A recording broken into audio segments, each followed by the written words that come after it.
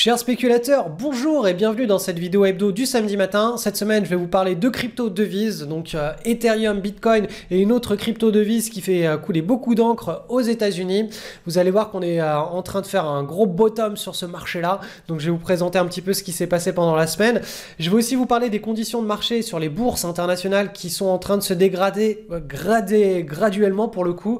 Je vais vous expliquer pourquoi. C'est l'une des pires semaines depuis un an dans mon portefeuille en termes d'opportunités globales, mais aussi comment avec une ou deux opportunités, la mauvaise volatilité du portefeuille était contrebalancée positivement. Et on va parler un petit peu de distribution du capitalisme, distribution des gains, du risque, etc. en bourse.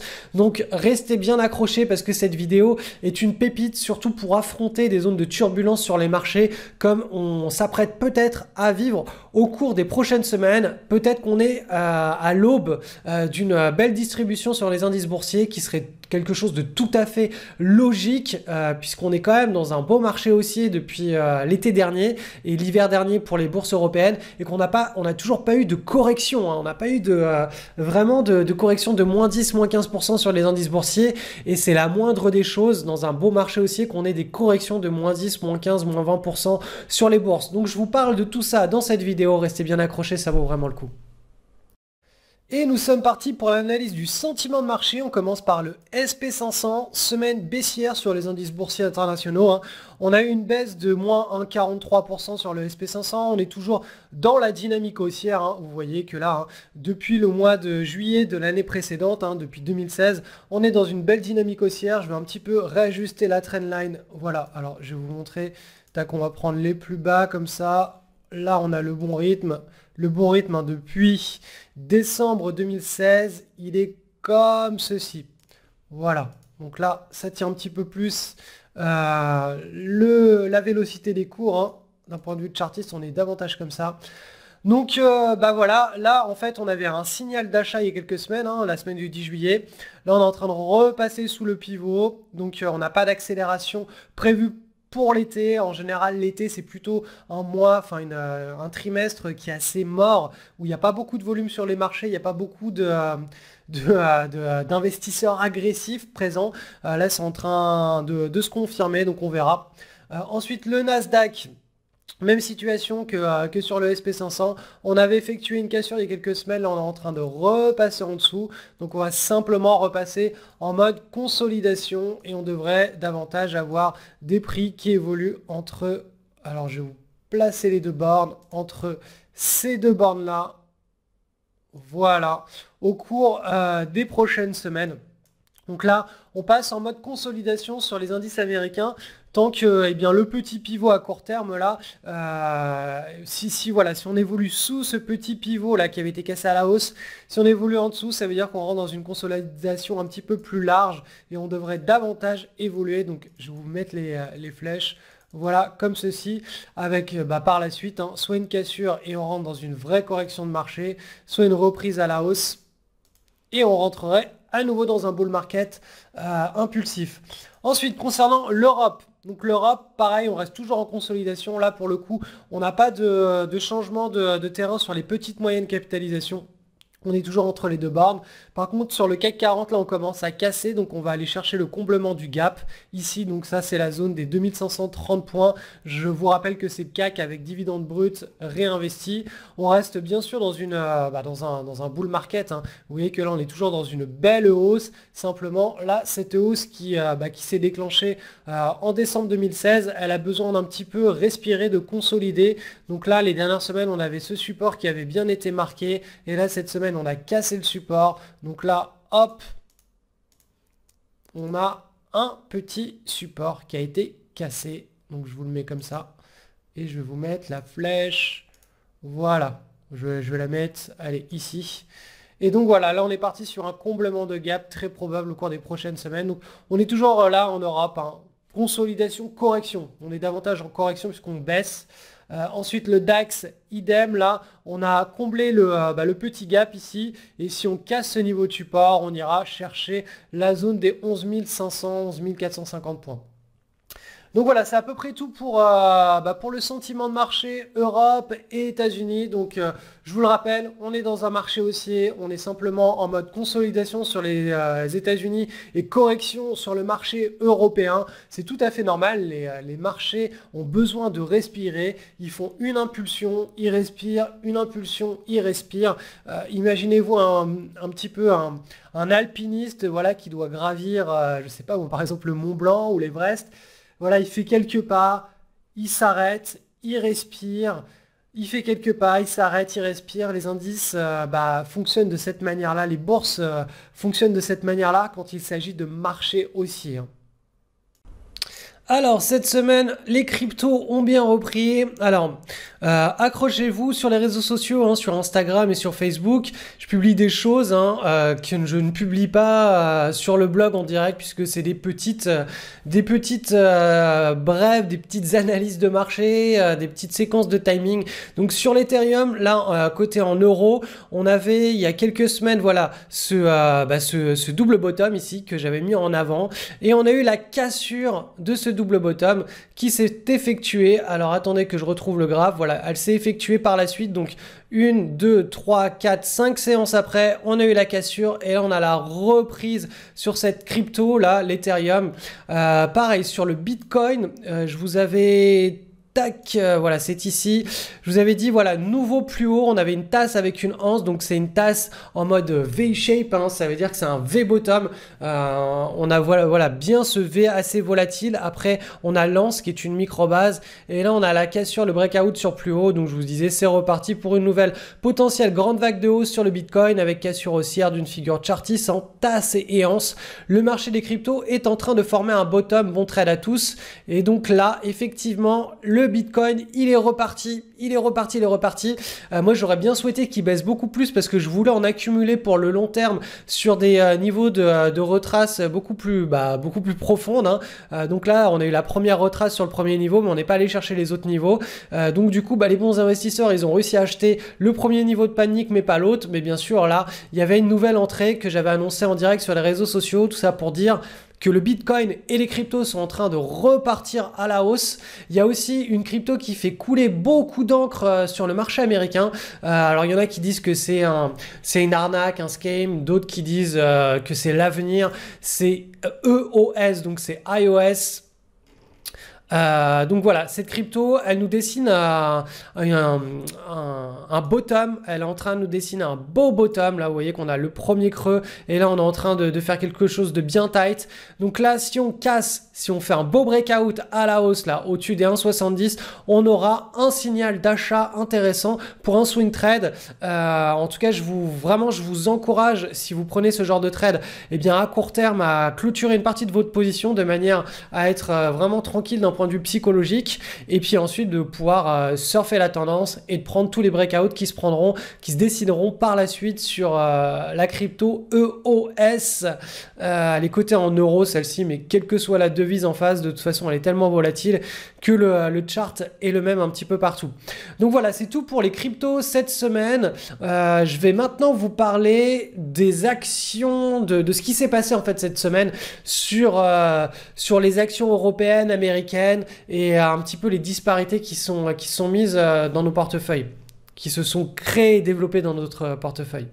Alors là, cette semaine, on sort d'une semaine qui a été franchement pas jolie. Je vais vous expliquer pourquoi. J'ai eu personnellement, dans mon portefeuille, beaucoup de positions en trend following, en suivi de tendance, comme ça, les trades gratuits qui ont commencé à se retourner. J'ai pas mal d'actions, en fait, mes cartouches à risque, elles n'arrivent pas à taper leur R1 de manière rapide. Il y en a plusieurs qui ont même été touchés mon stop mental. Donc, en gros, voilà, on a une situation où le portefeuille, il était en situation d'accumulation pendant pratiquement un an et demi. Là, il est en situation où il est en train d'un petit peu de distribuer les gains. séance, c'est-à-dire que je suis en train de prendre les gains, et c'est pas moi qui le veux, hein, c'est ma stratégie qui permet de suivre les tendances et vraiment d'embrasser la dynamique des marchés. Et bien là, la dynamique que j'ai constatée cette semaine, c'est que le marché est en train de distribuer. Donc il y a de moins en moins d'investisseurs qui sont en train d'entrer sur les actions, et on a de plus en plus d'investisseurs qui sont en train de sortir des actions, en train de prendre leur profit.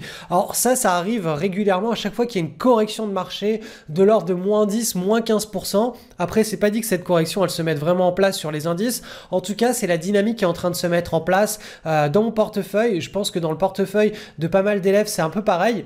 Et vous allez voir justement la puissance de la distribution du capitalisme aussi, puisque il y a deux positions, il y a deux actions qui permettaient de complètement contrebalancer la volatilité négative du portefeuille. Alors je vais commencer par vous les présenter, ces deux positions. On avait d'abord, allez hop, c'était ADE. Donc ça, c'était vraiment une très belle pattern. Voilà, on a une tasse avec une anse bien resserrée. On a, alors je vais vous montrer les volumes parce qu'ils ont tellement explosé. Je renifle, c'est l'hiver à Maurice. Hein.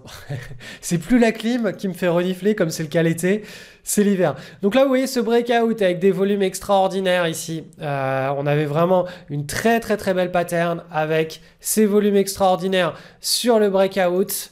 Et ensuite, boum, l'envolée. Ce qui s'est passé, c'est qu'on a eu 15 R de gains en l'espace de quelques séances. C'est ce qu'on appelle un hyper climax run. On a le mouvement qui est long et régulier. Voilà, on dit que la vélocité, elle est constante, elle est longue et régulière. On a le climax run. Le climax run, c'est quand les cours s'accélèrent assez fort. Et on a l'hyper climax run, c'est quand ça monte comme ça, direct, en ligne droite, vers la Lune. Donc c'est ce qui s'est passé sur cette action. Donc juste pour vous donner un ordre d'idée en termes de pourcentage, parce que nous on calcule toujours en termes de R. C'est-à-dire qu'on normalise la volatilité et le pourcentage à notre risque par trade. Donc ça représente 200% de gains sur cette action, ce qui contrebalançait, si vous l'aviez en portefeuille, il y a des élèves qui l'ont, qui contrebalançait complètement la mauvaise volatilité du portefeuille de cette semaine. Pareil pour l'action MYOCAC, d'ailleurs que j'avais présenté dans la vidéo hebdo de samedi dernier.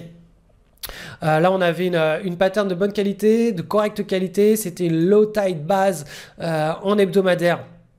On avait le petit, la petite anse ici en mode micro base. C'était pas la plus belle action qu'il y avait sur le marché, hein, comme je vous l'avais expliqué la semaine dernière. On n'était pas dans une puissante tendance haussière, mais en tout cas, la pattern en elle-même était correcte. Moi, j'étais pas sur ce trade, hein, personnellement.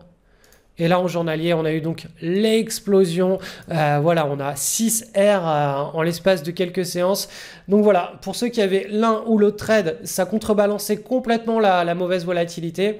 Et maintenant, je vais vous expliquer un petit peu, parmi les opportunités qui ont été retournées sur nos screeners, comment comprendre que le marché, actuellement, il est plus en mode distribution qu'en mode accumulation. C'est-à-dire qu'on a plus d'investisseurs qui sont en train de sortir du marché que d'investisseurs qui sont en train d'entrer sur les actions et en train d'accumuler agressivement.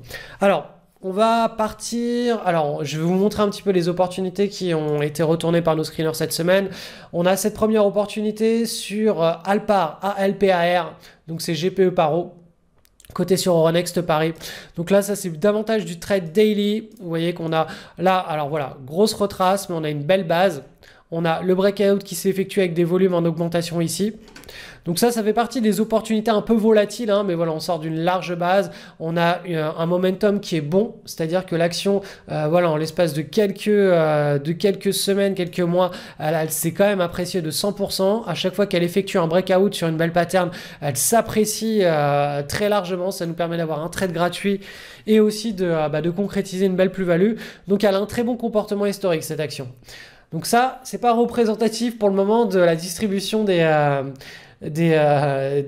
investisseurs. Ensuite, voilà, ça par contre, c'est bien représentatif. Donc alors, sans parler du fait que cette action, elle a deux défauts. Vous voyez que quand on a des gaps baissiers comme ça,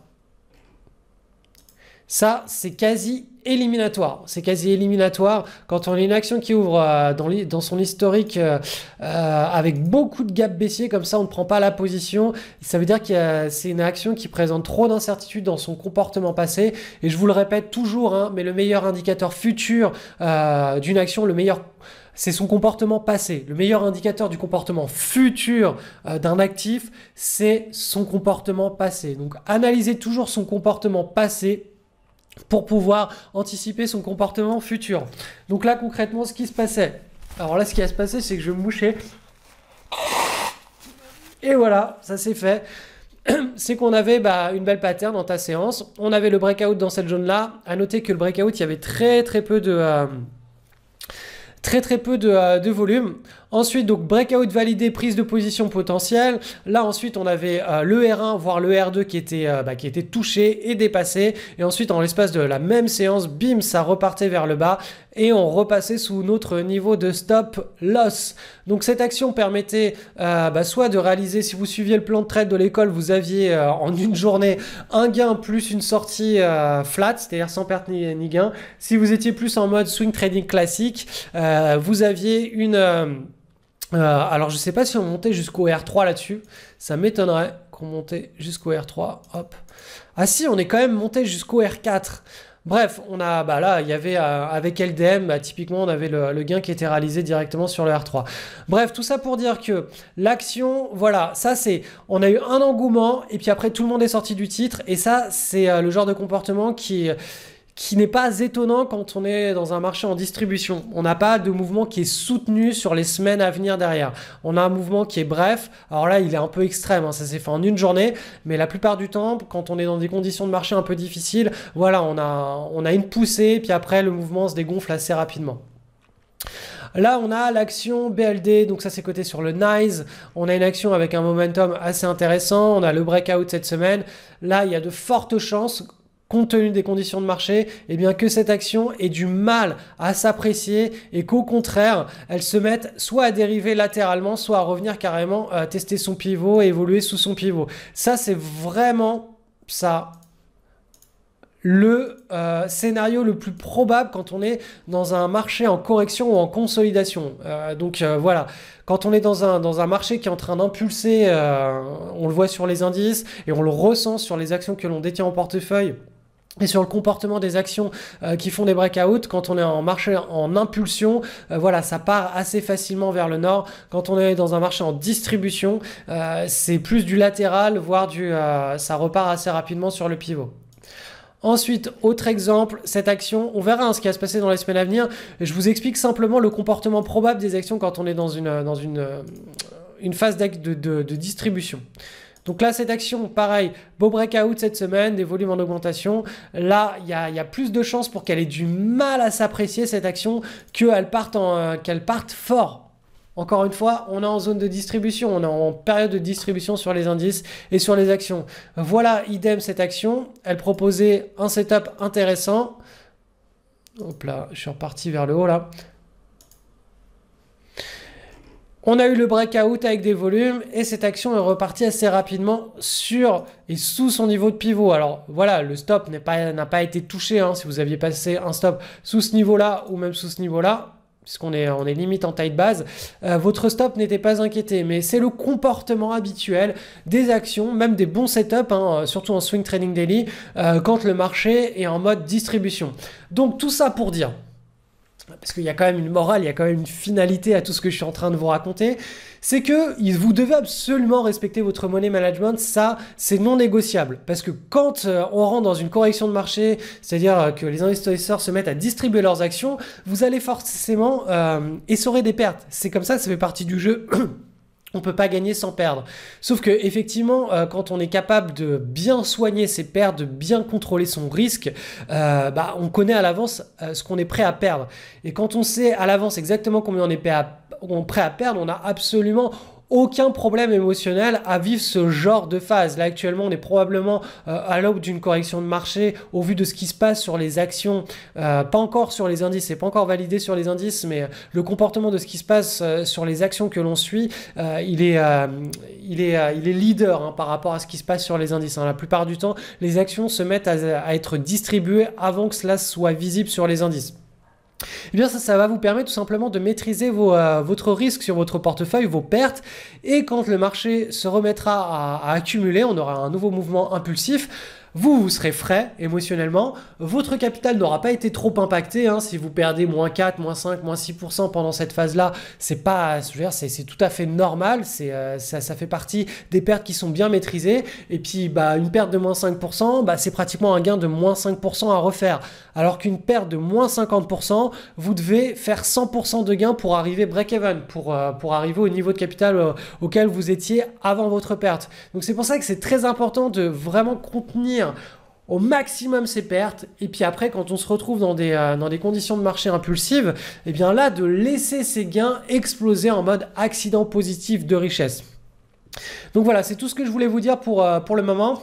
Bien sûr, si vous aviez eu la chance d'être sur ADE ou d'être sur Mioc, et bien la mauvaise volatilité de cette semaine, elle était complètement absorbée hein, par l'un de ces deux trades. Mais voilà, on n'a pas toujours la chance d'être sur les meilleures positions à tout moment. Ça arrive forcément dans l'année qu'on se retrouve sur des excellentes positions qui explosent en mode hyper climax run en l'espace de quelques séances. Ça vous arrivera forcément, mais ça peut pas arriver tout le temps. C'est normal. Certains traders ont cette action, d'autres ne l'ont pas. Ça dépend du nombre de cartouches qu'ils avaient au moment où l'action s'est présentée face à eux. S'ils avaient leurs 6 cartouches à risque d'utiliser pour des trades, ils ne pouvaient pas prendre un 7e trade sur cette action-là. Donc, ils se retrouvaient en dehors, ils ne pouvaient pas saisir l'action. Par contre, ceux qui avaient 5 ou 4 cartouches d'utiliser, ils avaient encore 1 ou 2 cartouches à risque à utiliser pour une opportunité. Ils pouvaient se retrouver sur l'une de ces 2 opportunités et en profiter. Donc voilà, il y a une distribution des gains qui se fait à travers le temps. Elle n'est pas identique pour tous les traders à un instant T. Par contre, sur le long terme, voilà, ça se stabilise. Donc il y a un tout petit facteur chance à court terme qui est complètement gommé à moyen et long terme. Voilà, c'est tout ce que j'ai à vous dire sur les conditions de marché actuelles. Alors si vous avez l'habitude de me suivre, vous savez qu'actuellement il y a les inscriptions privées de l'école qui sont ouvertes, ça ne va pas durer longtemps, et bien sûr si j'ai trop de monde qui arrive et qui s'inscrit en privé dans l'école, je ne pourrai pas faire de lancement public au mois de septembre. Quoi qu'il en soit, c'est la période où je publie un petit peu les témoignages de ce qui s'est passé dans l'école. Donc là il y a 2 vidéos qui ont été posées et publiées sur YouTube et sur le blog, et je vous ai mis un lien sous la vidéo que vous êtes en train de regarder pour avoir plus d'informations sur l'école hein, le programme va commencer à partir de mi-septembre. Vous pouvez vous inscrire ici pour être informé, en tout cas, hein, pour être informé si le lancement public a lieu, vous serez informé grâce à cette inscription ici de ce qui va se passer. Vous avez des témoignages, il y a plus de 120 témoignages que vous pouvez lire ici, c'est sur Trustpilot. Donc le lien est sous cette vidéo. Je vous souhaite une excellente semaine sur les marchés. À très vite.